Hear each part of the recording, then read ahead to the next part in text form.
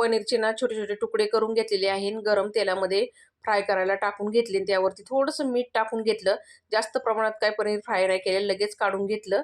त्याच तेलामध्ये ना शिमला मिरचीचे तुकडे करून घेतलेले, ते पण फ्राय करून साईडला काढून घेतले. कढईमध्ये शिल्लक राहिलेल्या तेलामध्ये ना उभा चिरून घेतलेला कांदा, टमॅटो, अद्रक, लसूण आणि बेडकी मिरची टाकलेली आहे आणि 10-12 काजू टाकलेले आहेत.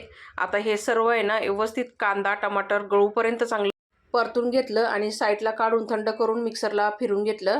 आता कढईमध्ये तेल थोडंसं गरम करून त्याच्यामध्ये हळद, खडे मसाले, काश्मीरी मिरची पावडर आणि पनीर टिक्का मसाला टाकला. वाटलेलं वाटण टाकलं आणि तेल सेपरेट होईपर्यंत वाटण चांगलं परतून घेतलं.